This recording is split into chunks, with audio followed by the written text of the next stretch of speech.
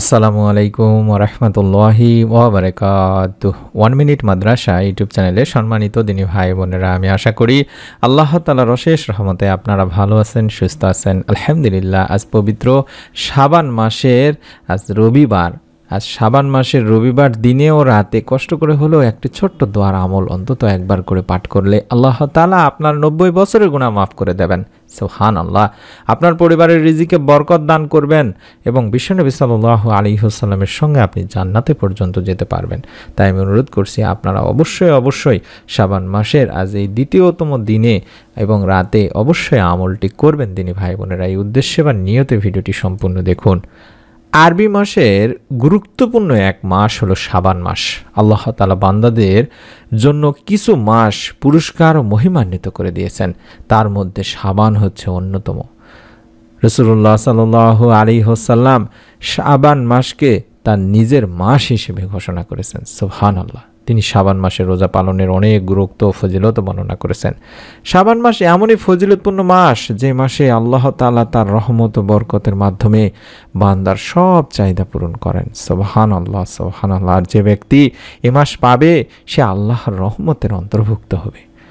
সুবহানাল্লাহ, আলহামদুলিল্লাহ। শাবান মাসের ইবাদত বন্দেগীর মধ্যে রোজার গুরুত্ব বেশি হয়। প্রিয় নবী সাল্লাল্লাহু আলাইহি ওয়াসাল্লাম এই মাসে বেশি রোজা রাখতেন। শাবান মাসের 1 তারিখ থেকে 27 তারিখ পর্যন্ত রোজা পালনের বিশেষ ফজিলতের কথা বিভিন্ন হাদিসে এবং উম্মাহাতুল মুমিনগণের বক্তব্যেও পাওয়া যায়। হযরত মায়েশা রাদিয়াল্লাহু তাআলা আনহা থেকে বর্ণিত, তিনি বলেন, আল্লাহ রাসূল সাল্লাল্লাহু আলাইহি ওয়াসাল্লাম রোজা রাখতে থাকতেন যাতে আমরা বলতাম যে তিনি এ মাসে আর মনে হয় রোজা ছাড়বেন না। আবার তিনি রোজা ভাঙতে শুরু করতেন যাতে আমরা বলতাম যে তিনি এ মাসে আর রোজা রাখবেন না। অর্থাৎ এ মাসে এত পরিমাণ রোজা রাখতেন। আমি আল্লাহ রাসূল সাল্লাল্লাহু আলাইহি ওয়াসাল্লামকে রমজান মাস ছাড়া আর কখনো পূর্ণ মাস পুরোপুরি মাস রোজা রাখতে দেখিনি, আর তাকে শাবান মাস ব্যতীত কোনো মাসে এত বেশি রোজা রাখতে দেখিনি। তাহলে বুঝতেই পারছেন কতটা গুরুত্বপূর্ণ একটা মাস ছিল অর্থাৎ এই শাবান মাস। তাই অনুরোধ করছি আমরা যারা এই শাবান মাসকে পেয়েছি আল্লাহ তাআলার কাছে শুকরিয়া জ্ঞাপন করি আলহামদুলিল্লাহ, এবং বেশি রোজা রেখে আমরা ছোট্ট দোয়ার আমলগুলো করে আল্লাহ তাআলার কাছে আমাদের জীবনের সমস্ত গুনাহের জন্য মাপ চাইব, ক্ষমা চাইব। বিশ্বনবী সাল্লাল্লাহু আলাইহি ওয়াসাল্লামের সঙ্গে যেন জান্নাতে যেতে পারি তার জন্য দোয়া করব। এবং শাবান মাসে এমন একটা রাত রয়েছে, এই রাতে যদি আমরা ইবাদত বন্দেগীতে কাটাতে পারি এবং দিনের বেলা রোজা রাখতে পারি, বিশ্বনবী সাল্লাল্লাহু আলাইহি ওয়াসাল্লামের হাদিস হযরত আলী রাদিয়াল্লাহু তাআলা আনহু থেকে বর্ণিত আছে, আল্লাহ রাসূল সাল্লাল্লাহু আলাইহি ওয়াসাল্লাম বলেছেন, 15 শাবানের রাত অর্থাৎ 14 তারিখ দিবাগত রাত যখন আসে সে রাতে তোমরা তা ইবাদত বন্দেগীতে কাটাও এবং পরদিন রোজা রাখো। বিশ্বনবী সাল্লাল্লাহু আলাইহি ওয়াসাল্লাম আরো বলেছেন, শাবান হচ্ছে আমার মাস, যে এই মাসে আমাকে সাহায্য করবে আল্লাহ তাআলা তার উপর বিশেষ রহমত ও বরকত নাজিল করবেন। আর আল্লাহ রাসূল সাল্লাল্লাহু আলাইহি ওয়াসাল্লামকে সাহায্য করা বলতে তার সুন্নতের উপর আমল করাকেই বোঝানো হয়েছে দিনী ভাই বোনেরা।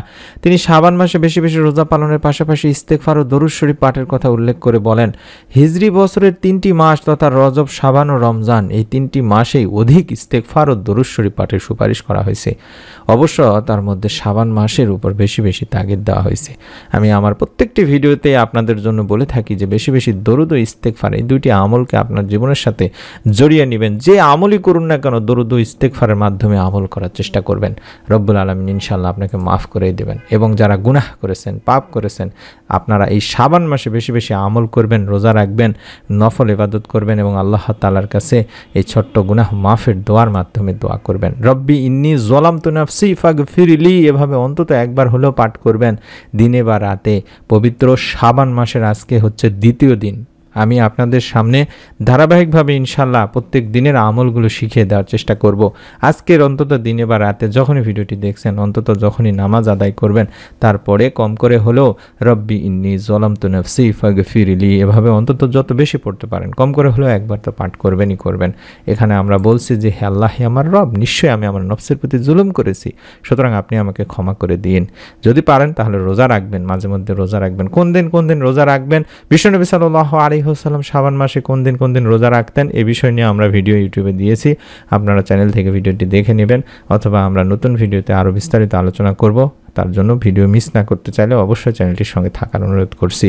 এবং যারা অভাবে আছেন, ঋণে আছেন, রিজিকে বরকত নেই, আপনারা বেশি বেশি করে ইস্তেগফার পাঠ করবেন, অর্থাৎ আস্তাগফিরুল্লাহ করবেন। নবী করিম সাল্লাল্লাহু আলাইহি সাল্লাম বলেছেন, যে ব্যক্তি অধিক পরিমাণে আস্তাগফিরুল্লাহ পড়বে, যার অর্থই হলো আমি আল্লাহ তাআলার কাছে ক্ষমা প্রার্থনা করছি বলবে, আল্লাহ তাআলা তার সব দুশ্চিন্তা থেকে তাকে মুক্ত করবেন, সব সংকট থেকে মুক্তি দেবেন এবং তাকে এমনভাবে অর্থ দান করবেন, রিজিক দান করবেন যা কোনো মানুষ ধারণাও করতে পারে না। সুবহানাল্লাহ, সুবহানাল্লাহ। তাই আস্তাগফিরুল্লাহ প্রত্যেক নামাজের পরে, নফল নামাজগুলোর পরে বেশি বেশি পড়বেন এবং যদি সম্ভব হয় তাহলে অন্তত এই দোয়াটি পড়ার চেষ্টা করবেন। আল্লাহুম্মা ইন্নী আউযু বিকা মিনাল কুফরি ওয়াল ফাকরি, আল্লাহুম্মা ইন্নী আউযু বিকা মিন আযাবিল কাবরি, লা ইলাহা ইল্লা আনতা। আশা করছি মোবাইল স্ক্রিনশট নিয়েছেন। আবু দাউদ শরীফের দোয়াটি রয়েছে, আল্লাহুম্মা ইন্নী আউযু বিকা মিনাল কুফরি ওয়াল ফাকরি, আল্লাহুম্মা ইন্নী আউযু বিকা মিন আযাবিল কাবরি, লা ইলাহা ইল্লা আনতা। আশা করছি আমার মা ও বোনেরা, দিনী ভাইরা অবশ্যই আমলটি করবেন। হে আল্লাহ, আপনার নিকট কুফরি ও দরিদ্রতা হতে আশ্রয় চাচ্ছি। হে আল্লাহ, আমি কবরের আযাব থেকে আপনার কাছে আশ্রয় চাচ্ছি, আপনি ছাড়া কোনো ইলাহ নেই। এবং যারা বিশ্বনবী সাল্লাল্লাহু আলাইহি সাল্লামের একান্ত আশেক, বিশ্বনবী সাল্লাল্লাহু আলাইহি সাল্লামকে ভালোবাসেন, তারা চাইবেন বিশ্বনবী সাল্লাল্লাহু আলাইহি সাল্লামের সঙ্গে যেন আমরা জান্নাতে যেতে পারি। হাদিসে পাকে এমন একটি দোয়ার আমলের কথা বলা হয়েছে হাদিসে, যে দোয়ার মাধ্যমে, যে আমলের মাধ্যমে মুমিন মুসলমানেরা তার সঙ্গে বিশ্বনবী সাল্লাল্লাহু আলাইহি সাল্লামের সঙ্গে জান্নাতে যেতে পারবেন। সুবহানাল্লাহ, সুবহানাল্লাহ। সেই দোয়াটিও আমরা কম করে হলেও অন্তত আজকের এই দ্বিতীয় দিনে শাবান মাসের 3 বার পাঠ করব।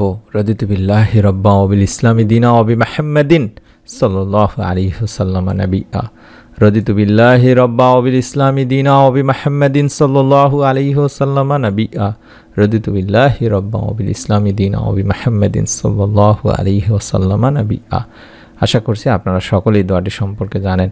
আমি আল্লাহর প্রতি সন্তুষ্ট আমার প্রতিপালক হিসেবে এবং ইসলামের প্রতি সন্তুষ্ট আমার দিন হিসেবে এবং মুহাম্মদ সাল্লাল্লাহু আলাইহি সাল্লামের প্রতি সন্তুষ্ট আমার নবী হিসেবে। বিশ্বনবী সাল্লাল্লাহু আলাইহি ওয়াসাল্লাম বলেন, আমি তার দায়িত্ব নিলাম, কিয়ামতের দিনে আমি তাকে তার হাতে ধরে জান্নাতে নিয়ে যাব। সুবহানাল্লাহ, সুবহানাল্লাহ। অত্যন্ত গুরুত্বপূর্ণ আমলগুলো শিখিয়ে দিলাম। আশা করছি আপনারা অবশ্যই নিয়ত করে আমল করবেন এবং আল্লাহ রাব্বুল আলামিনের কাছে আপনার জীবনের গুনাহের জন্য মাপ চাইবেন।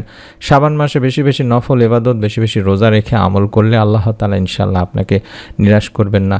মনের মধ্যে বিশ্বাস নিয়ে আমলগুলো করুন, পরিবার সংসারে রিজিকে বরকত চান, আপনার গুনাহের জন্য ক্ষমা চান এবং কঠিন কিয়ামতের দিন মুসিবতের সময় যেন বিশ্বনবী সাল্লাল্লাহু আলাইহি ওয়াসাল্লাম আপনাকে চিনতে পারেন, সঙ্গে করে জান্নাতে নিয়ে যান, তার জন্য দোয়া করুন। সকলে ভালো থাকুন, সুস্থ থাকুন। অন্তত একটি করে নিয়ত করুন, আপনার নিকট আত্মীয় স্বজন যারা আছে তাদেরকে আমলটি সম্পর্কে জানিয়ে দিন। নতুন আমলের ভিডিও যাতে মিস না করে ফেলেন তার জন্য অবশ্যই চ্যানেলটির সঙ্গে থাকুন। সকলে ভালো থাকুন। আমরা দোয়া করি রব্বুল আলামিন আপনাদের মনে নেক আশা পূরণ করে দিন। আমিন। আসসালামু আলাইকুম ওয়া রাহমাতুল্লাহি ওয়া বারাকাতুহু।